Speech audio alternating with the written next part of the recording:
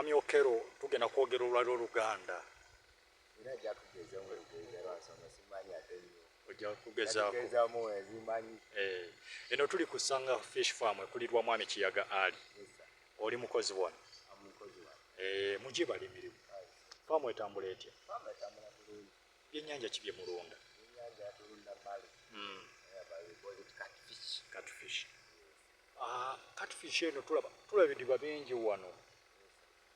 Ekidiba kino kye tutandikiddeko wano kirina buwanvu ki? I'm just going to talk frankly about all this.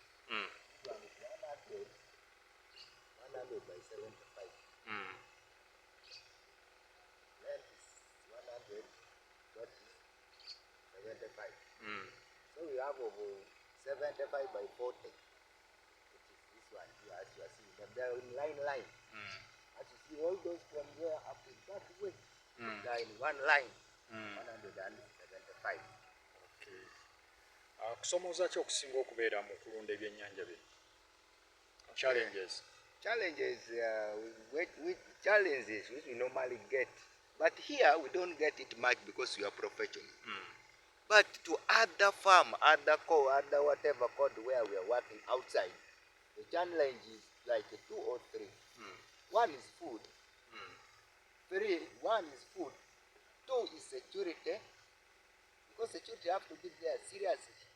As you have for us, you have goose, you have dogs, you have what? But others, that is also part of the challenge. So also food, to those who don't know much, they fear to rear this fish, but fish has no much problem unless you put your attention on it. These are some of the things. Then some of the things again, you have birds which normally come up. I think all those you can put it under what? Under security. So what I know, more than saying the war we have family set up, security is mala. But the body danger and yonti, while you bali wabweru, or by na kukwate, round and abika murunji, Chibakina, Kusima, Chibakino, Awali Tobazi, but not. Those are some of the things. One of my nebidiba bimeka.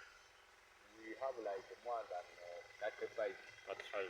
Yes, with small one which is there in the corner. We did not even make them well nowadays. But by time, we are going to remove everything and make them to be clear. We are going to start it seriously. Okay. Kati mulimu ebyennyanja. Yes.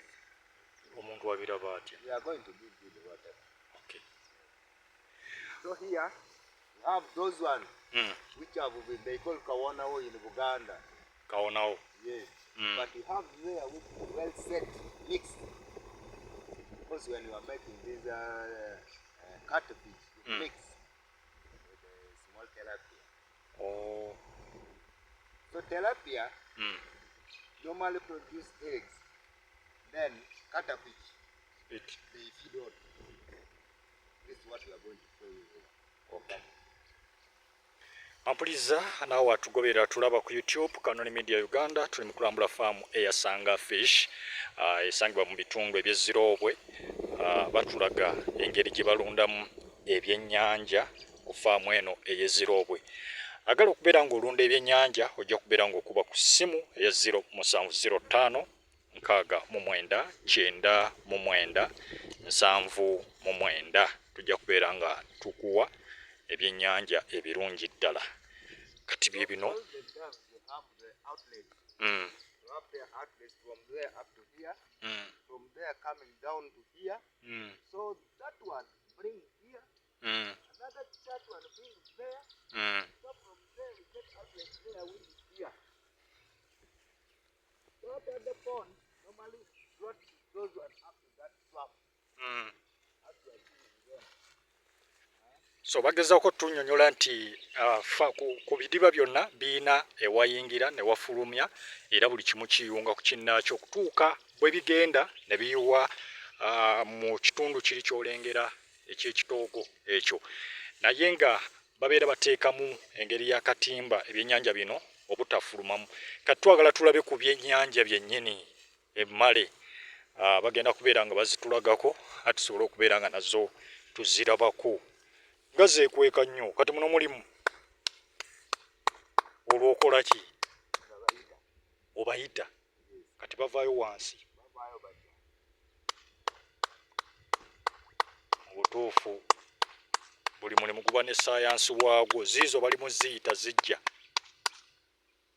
waayo emmere baziise ziizo nange wano ntandise okubeera nga nzirabako era kati wenjogerera ziizo ziri mu kulya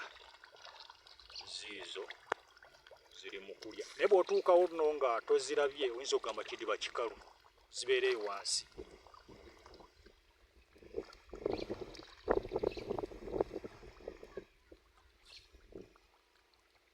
Kati awo ziri mu kulya bwe zimala okukuta ziddeyo wansi ne zeebaka. Kati akakodyo ako ak'okuzikubira engalo ne zivaayo otandika nga bukyali buto nga buto osobola kuleeta akadde nojja nekadde nonyenya akadde wano then bonna nga bukola ki buvaayo eri nga ate togimuwa byennyanja wali eri wakati emmere kitaka ofuna ekifo kimu nokola ki noyimirira buli lunaku tokyusa. Kitegeeza bw'ojja wano zitegeera nti kati kulya. Kati ekidiba kino kirimu ebyennyanja nga bimeka? Ekidiba kino kyamazima byennyanja buno ndabanga eri mix nnyo kakati tusobola kulimba nti eri mu muwendo ki ensonga ezimu wetuvaawo tujja wali nga tugireeta wano. Kati muno mulimu engege n'emmale. Kati saawa eno emmale tasobola kujja ssaawa ya kakati nga ngege eri wano kulya lwansonga yebatiya engege eriko amagumba gali zigikuba wano wekati negenda evaayo ate kati bo bamala kuvaayo nga ate emmale agenda kusembera nakola nerya. Kati zino ze tulabako tilapia zizo zitandise okujja.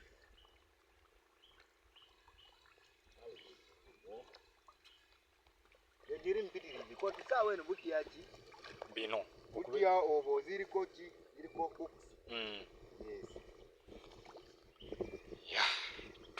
Tweyanzeege mpuliriza tetugenda kulambula faamu kumalayo yonna naye kati miro wano olengere ebidiba bino gye bikoma nga bw'okirengera nti omulunzi osobola okutandika n'ekidiba kyo kimu bibiri kubanga osobola okujja kusanga fish n'ogamba nti njagala kukola faamu ng'eno nedda batandika mpola mpola n'otandika ekidiba kimu n'okimaliriza n'oteekamu n'ogenda ng'ogaziya ate netusobola okubeera nga tutambulira ddala bulungi.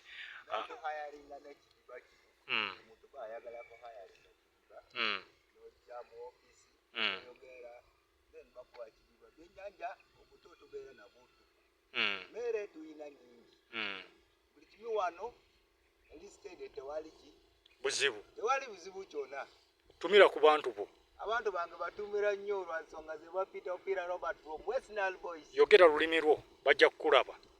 Anjulo ngunyinga Opira Robert atie dano menyara bursa bu county bamora parish bavonde village Nebi district.